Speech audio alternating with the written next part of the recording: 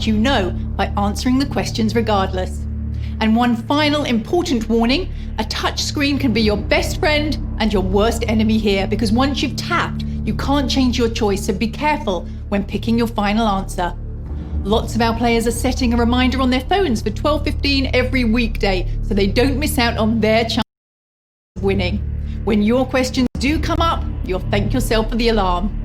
So that's the gameplay blueprint given to you. There's just one thing left to do, and that's get on with the quiz. Here's question 1. Which city is the county town of Devon? Plymouth, Exeter, or Torbay? Even though the name doesn't suggest it, it's proposed that Devon actually invented the corn pasty, the earliest recipe from 1510 being found in a document written in Plymouth. Pasties were often used to feed miners due to their unique shape, forming a complete meal that could be easily carried and eaten without cutlery. The crimped edge was used as a handle and disposed of due to the dirt. Exeter is the county town of Devon, a beautiful and historic city. It actually has a place in more modern history too, being the city J.K. Rowling lived in when she wrote most of the Harry Potter series, taking inspiration from the old town for her stories. Moving on to question 2. What sporting barrier was broken on the 6th of May 1954? 4-minute mile. An incredible sporting feat that you might not have heard of and is labelled as the toughest running race in the world, the Marathon des Sables, a 6-day ultra-distance event that covers 156 miles across the Sahara Desert. Sounds absolutely unbearable if today is anything to go by. Larson Anazi has won the event an incredible 10 times. The 4-minute mile was a new record set by Roger Bannister in 1954, running just under the 4 minutes in a time of 3 minutes 59 seconds, which at the time was considered impossible. It shows just how far we've come as athletes, because that world record has been broken a number of times, including by Roger Bannister himself, and it's now down to 3 minutes 43 seconds, held by Moroccan Hisham El Garouj.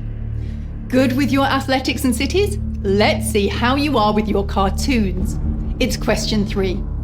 The Flintstones cartoon series is set in which city in Cobblestone County? Pebble Dash, Bedrock, or Boulder? The Flintstones aired in 1960 and run until 1966. Originally, it was going to be called the Flagstones, but that name was already taken, so Joe Barbera changed it to the Flintstones. And as the theme tune goes, the prehistoric family are from the town of Bedrock. Fred's iconic catchphrase, yabba dabba doo, was the voice artist's replacement for the word Yahoo after hearing his mother say a little dabble do ya while cooking. Hearing his mum say it clearly stuck with him then, and it sticks with us now. So after the first 3 questions, we've still got 3,958 of you with us playing for the money. Well done to all of you. That's the practice out of the way. Now for the more testing questions. It's question 4. How many cars did the British car industry produce in April of this year? 197, 1,197, or 4,197?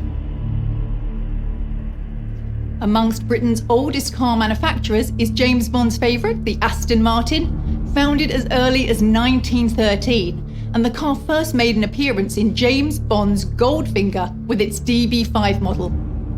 The Brits only produced 197 cars in April, the lowest level since World War II, compared to the 70,000 in April 2019. And of course, only one thing is to be found responsible for this huge drop. The infamous coronavirus caused every major factory to close, but we'll be back on track, making up for lost time, I'm sure. We're almost halfway. It's question 5. In Sherlock Holmes, what is Watson's first name? Jack, James, or John? There's plenty of books, TV shows, and films that might remind you. Sherlock Holmes has been portrayed by a number of people, including Benedict Cumberbatch, Robert Downey Jr., Ian McKellen, Michael Caine, and even John Cleese. Mr. Watson takes the name of the latter actor on that list. His first name is John, although originally the author referred to his Holmes' associate as Ormond Sacker, but elementary, my dear, Sacker doesn't quite have the same ring to it. Halfway now, everyone, and a few more have fallen victim to questions 4 and 5. 2,833 of you getting right. Well done. To Joshua 1, Gavin, Papa John and Jacqueline 5. Well done. You're showing us how it's done. Clearing those hurdles with grace and onto the second half. It's question 6. Which of these was reclassified as a dwarf planet in 2006? Mercury, Pluto, or Venus? There are 3 criteria that determine a planet. The first is that it has to be in orbit around the sun. The second is that it has self-sufficient gravity that gives it that spherical shape. And lastly, it's the dominant gravitational force in its orbit. Pluto did not fulfill the last criteria. Once a planet, it was reclassified as a dwarf planet. This has brought the solar system's planet count down to 8. But don't feel sorry for it. It's the largest of all the dwarf planets in our solar system and probably enjoying its time as a big fish in a small pond. On to question 7. Which of these is not an accepted collective noun for penguins? Pod, colony, or rookery? Penguins have more in common with humans than you might think. They're among the few species that mate for life. It varies by species, but many penguins will revisit the same member of the opposite sex, season after season. A pod is usually the name given to a group of whales or dolphins, not penguins, and usually the collective name for them can vary depending on where they're found. A group of penguins in the water can be called a raft. A group of penguins on land can be called a waddle. With that in mind, let's waddle onto question 8. Which of these countries has won the Eurovision Song Contest? Estonia, Poland, or Croatia? The first British win took 11 years after the very first contest. Sandy Shaw won it for us with Puppet on a String in 1967, and it was Eurovision that gave birth to band sensation ABBA. Poland and Croatia are yet to win, but Estonia, who have participated in the final 5 times, won it once back in 2001 with the song Everybody by Tanel Padar and Dave Benton. I think that was a toughie. Lots of you being knocked out there. 482 of you getting it right, but 49% went with Poland and 17% went with Croatia. So 34% of you moving on in the game and still playing for our £1,000 cash pot. So John 147, Stephen 0, James 15, you clearly know your music because you got that right. And you had to cast your mind back all the way to 2001. Superb effort.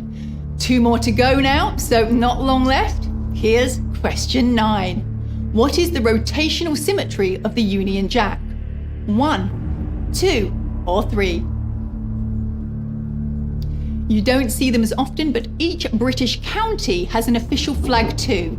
Kent, for example, has a rearing white horse on a red background, and Somerset has a red dragon on a yellow background. The Union Jack is made up of all the individual countries' flags in the United Kingdom, and it has a rotational symmetry of 2, vertically and horizontally. The Swiss flag has the most with 4, the flag being square as opposed to the more common rectangle with a centralised Nordic cross in the middle.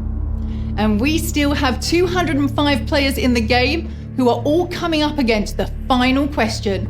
Well done for getting this far. It's going to be a tough one, but let's see how you get on with today's final question.